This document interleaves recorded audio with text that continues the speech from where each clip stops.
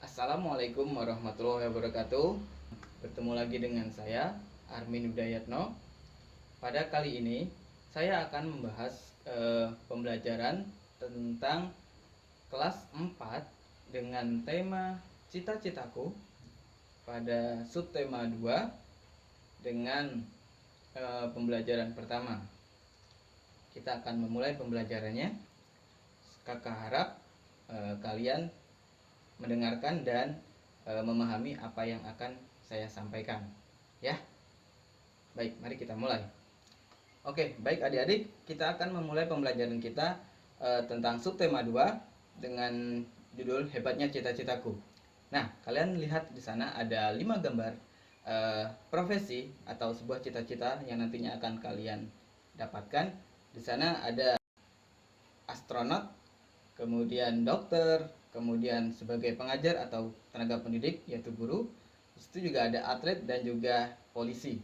Nah, setiap orang memiliki cita-cita untuk menjadi apa kelak di kemudian hari.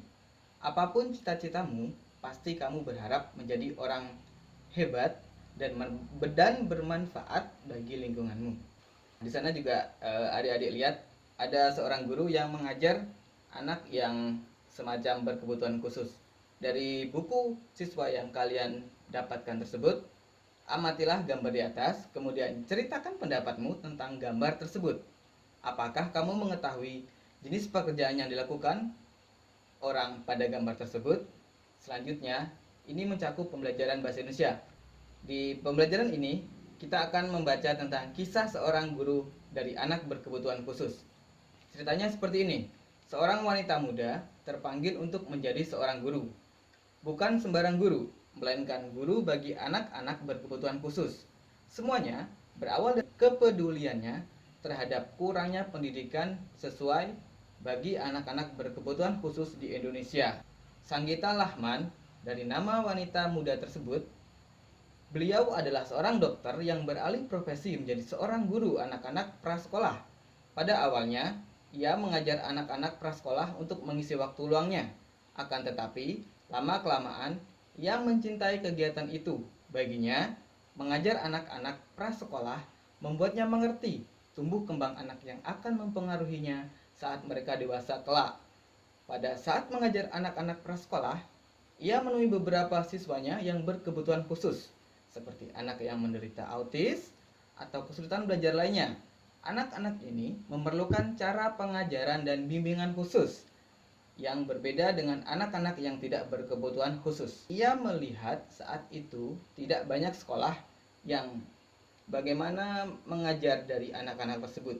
Kemudian Ibu Sanggita memutuskan untuk menimba ilmu dan keterampilan yang membantunya untuk memahami anak-anak tersebut, dan dengan demikian ia dapat menjadi guru yang baik bagi anak-anaknya. Apa yang kita dapat adalah Ibu Sanggita Rahman yang awal mulanya ada sebagai dokter. Dokter itu profesi bukan? Ada nggak kalian yang dulunya ingin bercita-cita menjadi seorang dokter? Pasti ada. Seperti kakak, dari SD kakak ingin menjadi pilot, namun beralih lagi ke SMP, ternyata kakak ingin menjadi astronot. Kemudian setelah SMA, kakak ternyata ingin menjadi dokter. Namun ketika kakak selesai dari SMA, kakak beralih cita-cita lagi menjadi seorang tenaga pendidik, yaitu guru. Makanya sekarang kakak kuliah di bagian kependidikan, yaitu guru di sekolah dasar. Seperti itu adik-adik ya. Nah, cita-cita itu harus kalian genggam. Kalian genggam mimpi tersebut. Dan untuk menjadi apa nanti kalian, itu harus kalian pikirkan dari sekarang, ya. Kembali lagi fokus kepada pembelajaran selanjutnya. Nanti Ibu Sanggita Rahman, beliau dari dokter kemudian menjadi seorang guru. Bukankah cita-cita tersebut mulia? Nanti kakak harap setelah kalian mempelajari ini, kakak berharap kalian memiliki pemikiran yang kritis tentang untuk apa sih cita-cita saya nanti, gitu ya. Oke, kita lanjutkan ke materi selanjutnya. Kita akan melihat dari gambar tersebut ada ibu-ibu dokter, kemudian ada pasien, yaitu seperti kera. Perhatikan gambar tersebut. Profesi apakah yang ditunjukkan pada gambar tersebut? Adakah di antara kamu yang nantinya ingin menjadi dokter hewan? Nah, gambar tersebut berarti dokter hewan. Untuk menjadi dokter hewan, tentu kita harus mengetahui segala hal tentang hewan, termasuk daur hidupnya. Mengapa? Ketika kita akan menjadi dokter hewan, kita harus mengetahui daur-daur hidup hewan. Di sini akan kita contohkan nantinya ada macam katak, kemudian nyamuk. Kita akan menjadi dokter hewan. Nantinya kita mempelajari tentang daur hidup hewan. Oke? Tahukah kamu, tahapan pertumbuhan hewan dari kecil sampai dewasa disebut daur hidup hewan. Pada daur hidupnya, ada hewan yang mengalami perubahan bentuk, ada juga yang tidak. Sekarang kita akan belajar tentang daur hidup katak. Oke? Katak berkembang biak dengan cara bertelur di air, itu seperti gambar. Kemudian, telur-telur itu akan menetas setelah kurang lebih dari 10 hari. Telur itu menetas menjadi berudu yang hidup di air. Seperti itu, ada buntutnya. Kemudian, oleh karenanya, berudu memiliki insang, alat penapasan untuk bernafas di dalam air, seperti pada ikan ya.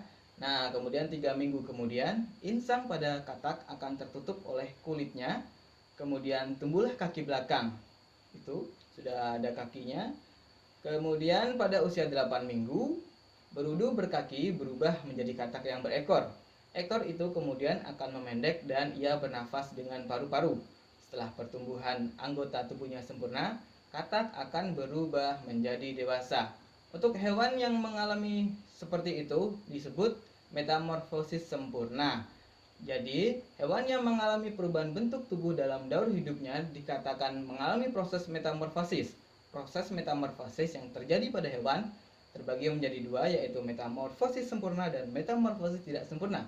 Hewan yang mengalami metamorfosis sempurna mempunyai bentuk tubuh yang sangat berbeda pada setiap tahap hidupnya. Pada telur menetas, kemudian tumbuh menjadi hewan yang tidak sama dengan bentuk induknya. Hewan yang mengalami metamorfosis tidak sempurna setelah menetas memiliki bentuk yang mirip dengan induknya. Nah, untuk katak tadi adalah contoh dari metamorfosis yang sempurna. Selanjutnya, tadi kan katak adalah metamorfosis yang sempurna. Kemudian kita akan mempelajari tentang daur hidup kecoa. Kecoa merupakan salah satu serangga yang juga berkembang biak dengan cara bertelur. Setelah beberapa lama, telur kecoa akan berubah menjadi kecoa muda yang disebut nimfa. Bentuk nimfa mirip dengan kecoa dewasa, hanya warna kulitnya yang berbeda. Nimfa beberapa kali mengalami pergantian kulit sampai ia menjadi kecoa dewasa. Untuk kecoa, dia adalah metamorfosis yang tidak sempurna karena dari dia saat menetas dari telur, dia memiliki sifat-sifat yang seperti induknya. Kemudian juga sama seperti capung juga mengalami metamorfosis yang tidak sempurna karena setelah dia bertelur, kemudian dia akan beranjak kemudian dewasa seperti pada induknya. Mengerti anak-anak? Oke, kita akan melanjutkan pembahasan selanjutnya. Selanjutnya jangan terlalu tegang ya, kita santai saja. Jadi pembelajaran kali ini biar suasana tidak tegang, kita harus melakukan relax. Perlu kakak ulangi lagi bahwa untuk metamorfosis sempurna dan metamorfosis tidak sempurna adalah jika metamorfosis sempurna dari saat dia bertelur kemudian menjadi dewasa itu ada perubahannya. Oke, seperti yang kakak contohkan tadi dari katak. Dia mulai dari telur kemudian menjadi berudu. Berudu beda nggak dengan katak? Beda kan? Nah, metamorfosis tersebut yang akan berubah dia menjadi katak dewasa nantinya. Dan perubahannya secara terus-menerus itu berubah-berubah. Dari yang berudu dimulai dari insang, kemudian berubah lagi, kemudian dari kaki dewasa, dan nantinya akan memiliki sistem pernapasan paru-paru. Untuk selanjutnya, tugas kalian adalah yang pertama tadi apa? Kalian harus menuliskan di buku catatan kalian bahwa kalian nanti mau jadi apa. Kemudian tugas yang kedua adalah carilah contoh lain dari metamorfosis sempurna selain yang katak tadi, satu saja. Kemudian carilah contoh lain lagi dari metamorfosis tidak sempurna, ya, dari contoh yang lain tadi. Ada yang ditanyakan? Kalau ada yang ditanyakan, silahkan nanti komen, oke? Nanti insya Allah akan kakak jawab. Nanti kita diskusi sama-sama untuk mencari pemecahannya. Baik, itu saja pembelajaran kali ini. Semoga ada manfaatnya dan semuanya kalian harus berada di rumah ya. Dan ingat, kalian harus rajin belajar. Baik, sekian persembahan video. Kami ucapkan banyak terima kasih. Wassalamualaikum warahmatullahi wabarakatuh.